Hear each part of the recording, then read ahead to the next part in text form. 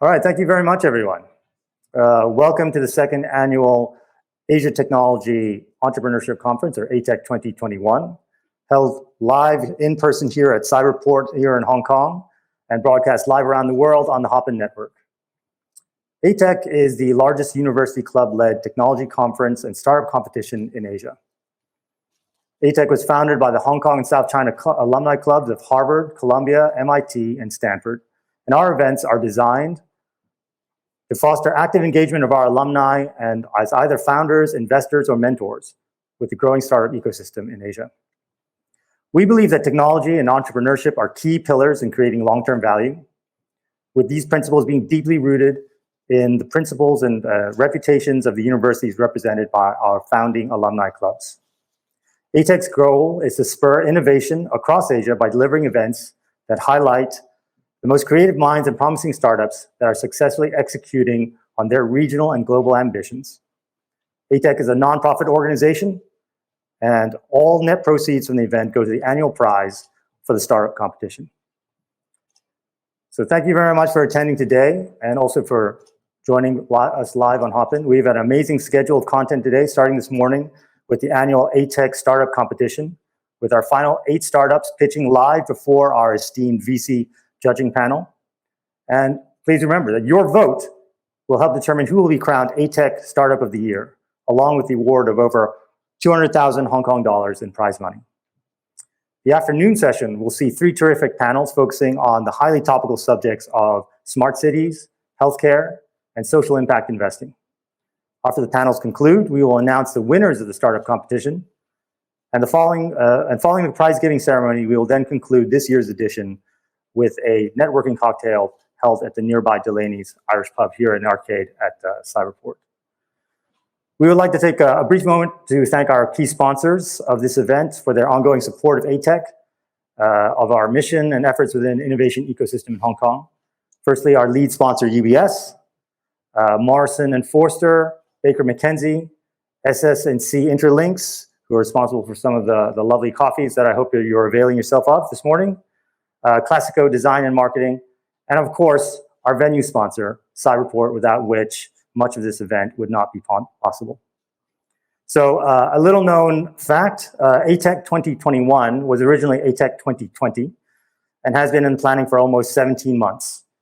So the team from Cyberport has supported the ATEC organizing committee in our wild quest to hold a technology conference during a global pandemic, and has been, soldiering on through endless Zoom calls, changing social distancing regulations, and last-minute schedule change.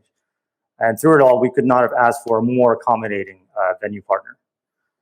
So as such, to help us kick off ATEC 2021, I'd like to invite up to the stage Mr. Peter Yan, CEO of Cyberport, to say a few opening remarks. Peter leads Cyberport's efforts to realize its mission to foster talent cultivation, industry development, and integration of new and traditional enterprises through digital technology in Hong Kong's new economy. So please, welcome, Peter.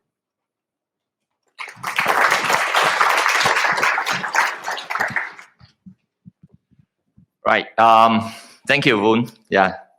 Good morning, everybody. To those in Hong Kong or in this region, and good afternoon or good evening wherever you are online. Yeah. Welcome to Cyberport. It's really, our great, honor to have this opportunity to host the event, our venue. This actually, like Woon said, happens more than a year ago. It actually all comes from a small idea generated from an email by Frank.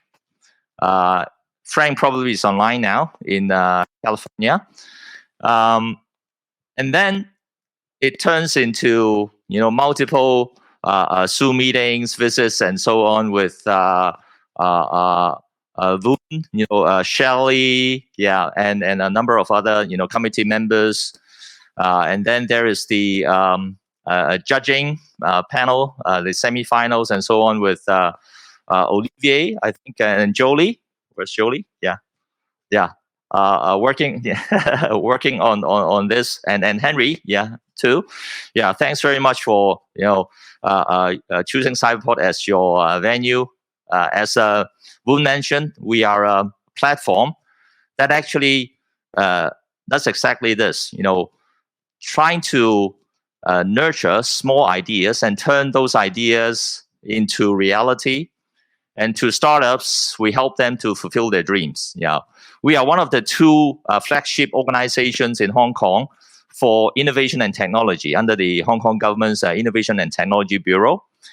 Science Park, the Hong Kong Science and Technology Park in full, is focused more on deep tech related startups. For us, it's more on digital technology related startups, and we often actually use established or more mature technology, AI, blockchain, whatever proven technology to have a business innovation.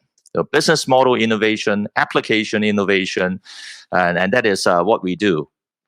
I think it is important that we try to nurture really small ideas and do not just think they are trivial, and try to grow them into a reality, into something big. This is our culture. This is what we believe in, the talents that we have in Hong Kong, in this region, in the world, to make things happen. And we see a new sort of world order now being established, and there are definitely a lot of challenges ahead of us, but as well as opportunities behind challenges. Like this is the old Chinese saying, behind every challenge there is an opportunity. And we would like to see more this kind of win-win situation happening with just a small idea turning into everybody's benefits, everybody's win. So let's work together to make that happen for our startups, for our talents, for your investments, for the regional economy, for the world economy, for everything, a better world. Just to close up, in case for those people who are not so familiar with Cyberport, specifically what we do here, besides really nurturing these ideas into reality, is to provide very specific help, like funding in every stage of the startup process, startup journey. We also provide our venue, like this one, to have this kind of networking conference event, so that we can then have more successful startups, entrepreneurs for the world. So thank you very much for the time, and wish all the shortlisted startups success and perform well. Thank you. Staying on stage, I'm going to a quick souvenir for you. And that's probably the best way to do it.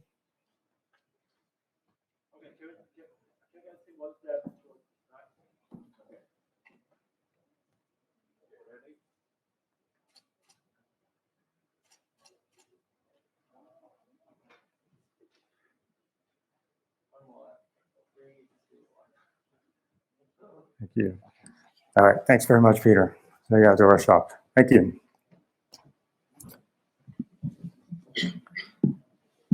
So I think we can get set up, actually. So now we're just going to take a brief moment because we're setting up for our next event, which is the Keynote Address. So for ATEC 2021, we are very excited to present a special opportunity to hear from one of the foremost early stage investors in Asia, Ms. Nisa Leung, managing partner of Qiming Ventures, who leads their healthcare investments and has, among her many accolades, been recognized by the Forbes Global 100 VC Midas list for 3 years running, 2019, 2020, and 2021. So she'll be joined in conversation with Damien Horth, Head of Global Research and New Business Initiatives at UBS. UBS, of course, our lead sponsor, is one of the global financial services titans, providing financial advice and solutions to wealthy institutional and corporate clients in over 50 countries and regions worldwide. So with that said, please welcome Damien and Nisa.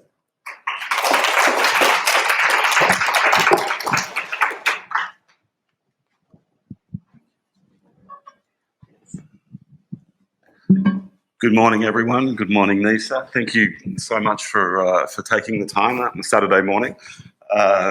Exciting to be here.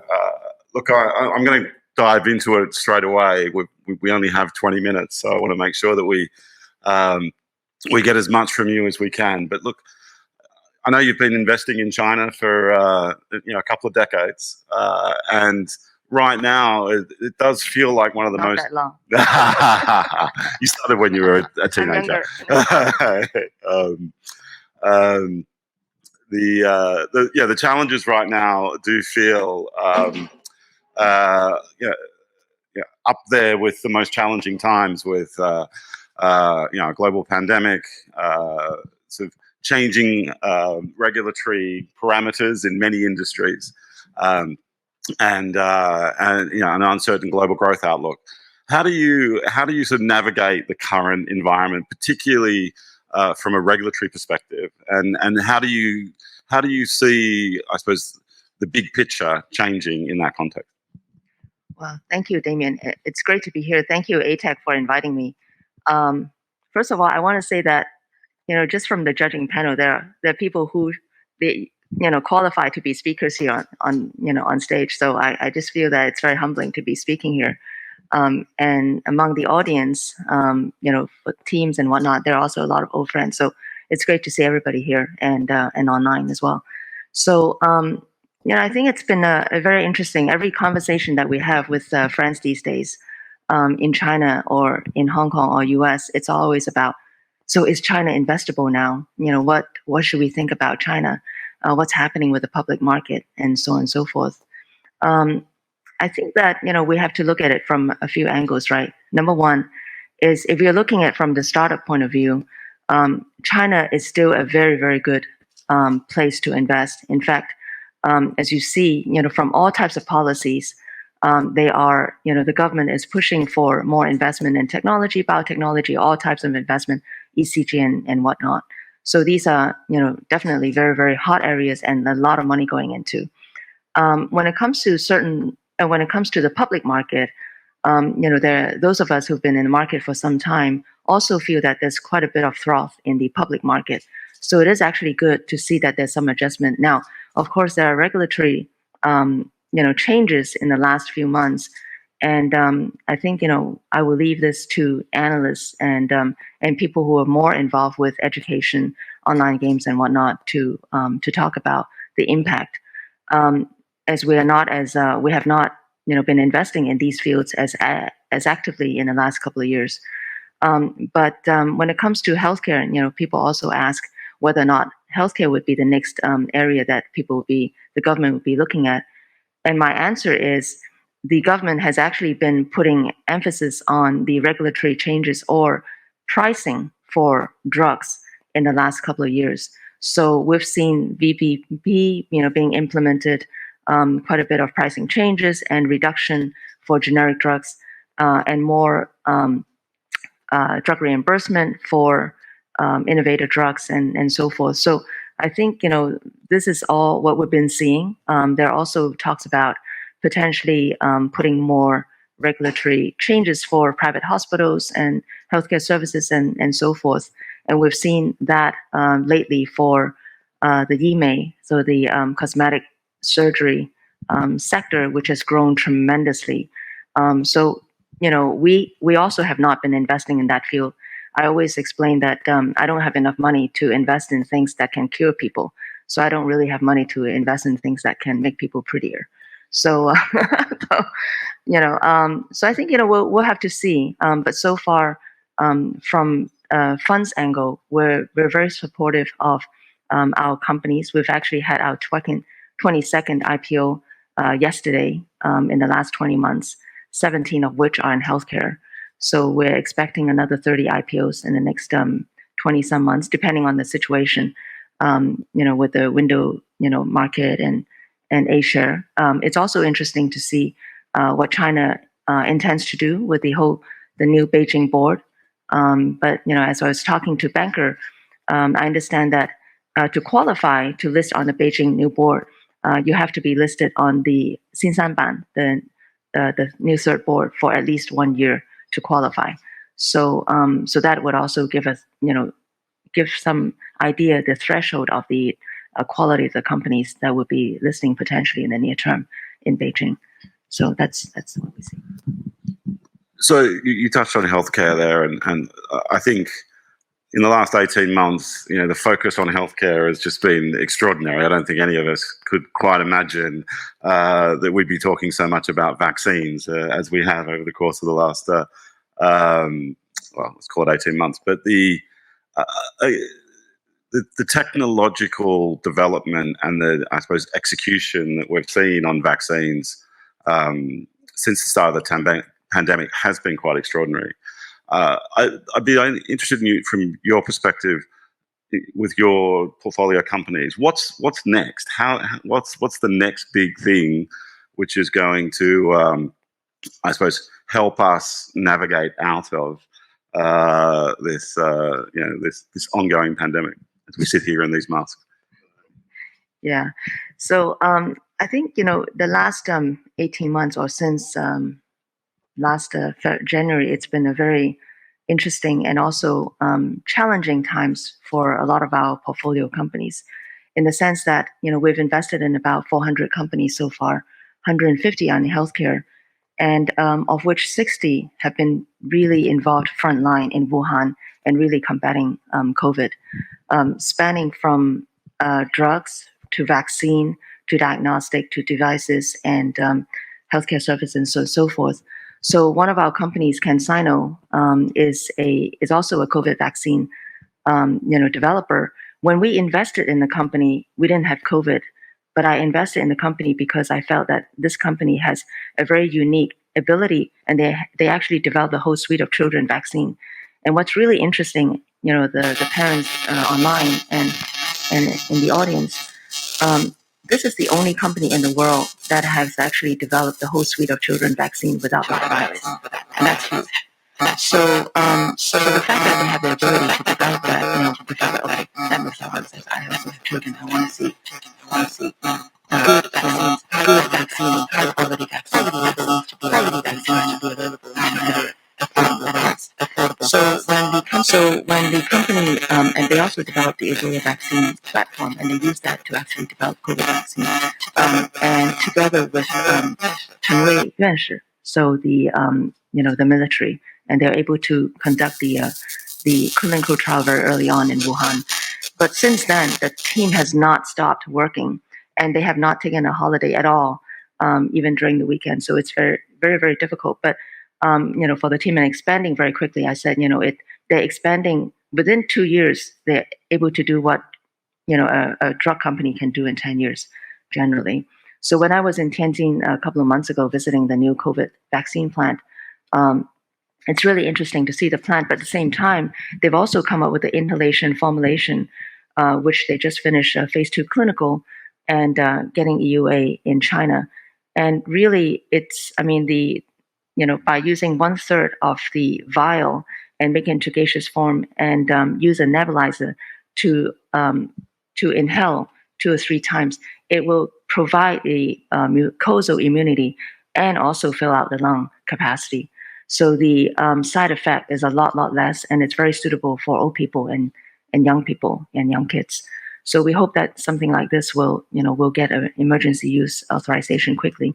But one of our companies has also been the key diagnostic lab for the 2 COVID hospitals in China, in Wuhan, in the early days, Leishanshan and Huashanshan.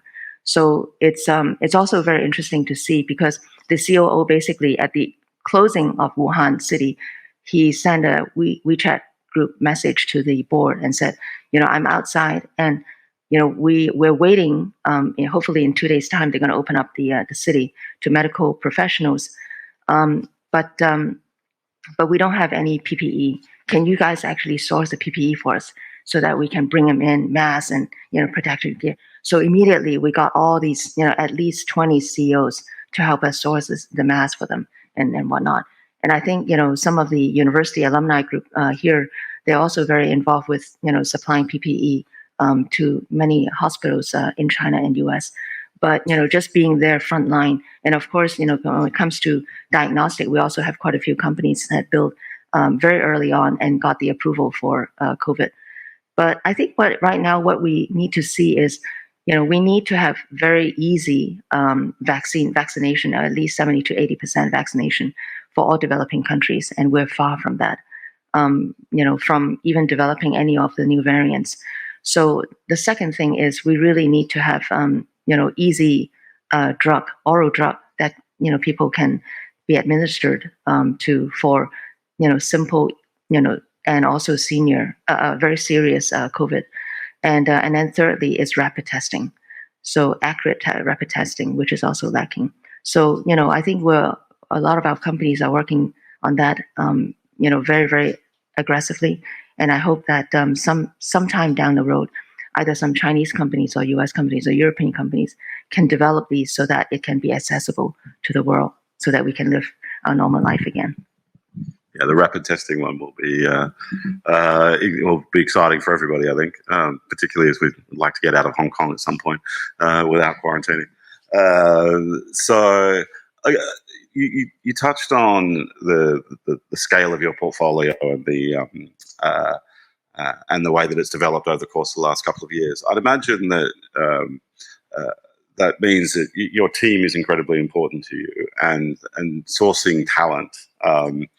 Sourcing talent is incredibly important, and I've always found the healthcare sector challenging from a talent perspective, particularly when you're trying to sort of marry healthcare and investment, given the mix of skills that are required.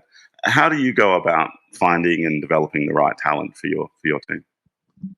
Well, I think our team is a lot easier than UBS or big banks, because we only have a few 30, 40 people in the group. But I think the great thing about doing our work in China, there's so many talented young people who want to come into the field, be it in tech or healthcare and whatnot. So there's no lack of talents wanting to come into the space. And I think, given COVID, all the TMT funds are also coming into healthcare. So it's been, so I keep saying all these smart people are also coming into healthcare as well. So it's been very interesting, last few years. But with the government, with all the universities pushing for this new curriculum, multidisciplinary disciplinary coming into the space, and of course for healthcare and tech, we're constantly looking at a lot of new technologies. I'd say that if one were to graduate from a PhD 10 years ago, you would not know about gene editing or sRNA and other new areas. So it's we're constantly learning, which is the really exciting part of our business, right? So every time when an entrepreneur comes in, I'm like, okay, I don't know anything, please teach me. So it's been it's definitely a very interesting field to be in. So what advice would you give to the 8 startups on the stage later today? What advice would you give to them? And particularly, I'd get your perspective on geographic focus, right? I know, you're focused on China, but Hong Kong gets a bad reputation sometimes for being a venue for startups. Singapore comes up quite regularly. What's your perspective on what Hong Kong should be doing to develop the startup ecosystem? I think it's wonderful that you guys have set up ATEC. I mean, to help local startups and also entrepreneurs. For the longest time, I mean, we set up the Venture Investors Alliance Association about 6-7 years ago. Because we felt that there's so many of us, VCs or PE funds based in Hong Kong, but we're traveling to China Monday to Friday, but nobody looks at the Hong Kong startups. So we decided to help them and meet with these startups like once a month, every last Friday of the month, and just give them feedback. But I think in the last few years, there's more. I mean, we see more unicorns coming out. The CE or our Secretary of Innovation is always talking about, okay, how many unicorns are coming out of Hong Kong these days. but ultimately, I think, when it comes to technology or biotechnology, we really need people like, the judging panels of people who are really experienced to give feedback to the startups and also help them and help them navigate the Chinese, market as well as global. I think, when we first started 6-7 years ago, when we met with Hong Kong entrepreneurs, I still remember there's a case where there's a Hong Kong entrepreneur who has actually won many local awards, but they have, they're doing a medical device, and they've been on doing clinical trial for like 3 years. So I asked him, so, what's your plan on getting NMPA approval? And he said, oh, I actually have not contacted them. So I said, well, then who are you doing the clinical trial for? I mean, under what regulation or protocol are you doing the clinical trial? And he said, well, I just kind of designed myself. So we're like, well, okay, those 3 years are kind of wasted, So the first thing is really go and talk to NMPA and find out what the protocol is. So now these days, I think the entrepreneurs in Hong Kong are much more sophisticated. They know how to reach out, and there's a lot more folks like Cyberport and Science Park helping them. But these days also, the Chinese government has been talking about Hong Kong collaborating with GBA in the becoming an innovation hub. So Hong Kong really is an important hub going forward, and especially with the our very good medical hospitals, and the Chinese university just set up a new medical hospital as well, and the 4 phase 1 clinical centers. And with the Inno Hong Kong, we hope that Hong Kong will really begin to come up with more innovative companies, and then who can expand in the GBA and beyond. So I'm very positive about the innovation coming out from Hong Kong, and but now I think the key is how do we get it from the labs, from the professors to actually becoming a product. Yeah. And, well, which leads me into a question about I suppose the number of IPOs you've done. I think you said you've done 17 this year. Is that right? That's which is extraordinary given how challenging it's been. But given the sort of various listing locations, New York's always been there. Shanghai has developed, in an extraordinary fashion over the course of the last sort of 10, 15 years. Obviously, Hong Kong is pushing very hard. As a regional financial center, and now we have Beijing coming up as well, as you mentioned. How do you sort of trade off the advantages and disadvantages of each of those markets when you're making those decisions on which exchange to list on? Well, I think even 2.5 years ago, I told all my portfolio companies, let's focus on Hong Kong, Asia. It's a lot easier. And given COVID, I mean, people can't even travel to US to do roadshows, so everything's online anyways. But it's just easier to do with in Hong Kong and Asia. So now we're very fortunate, I think, as that the fact that 18A has come about, the new regulation for Hong Kong Exchange to allow pre-revenue companies to list 3.5 years ago. So I think at the beginning, people were still cautious whether or not it's going to work. But, given what we saw in the last 3.5 years and the performance of, some of these companies, this is it's become, quite a successful. Now, of course, we still need to increase the liquidity of these markets and the companies, versus what we see in Asia. But given the also recently with the SEC talking about holding off and reviewing Chinese companies, given the CAC review, the cyber security review from China on some of these companies with data, I think we are seeing even more companies, instead of planning to list in US, they're now coming to Hong Kong. And also earlier in the year, there's also some not regulatory changes, but further clarification of certain rules and regulations in the Starboard that has also pushed for quite a few of the companies to decide to pull the IPO from Starboard and to come to Hong Kong to list. So Hong Kong has become a venue of preference for a lot of tech and healthcare companies. So it'll be really interesting to see going forward in the next couple of years how this will continue to transform.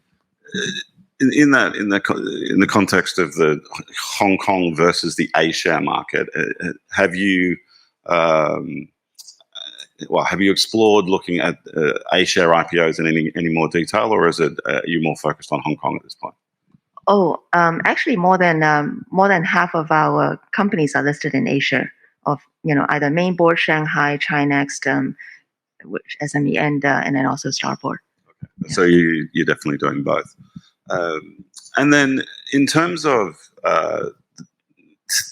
technology evolution, okay, is this the last question? Okay, oh, time's up. Okay, I missed the 1 minute warning. Sorry about that. I was listening to Nisa. Well, look, I think we're being told that's time's up. So thank you very much for your time, Nisa. It was fascinating to hear your perspective, and best of luck with the upcoming IPO. Great, thank you, Damien. Thank you, everybody.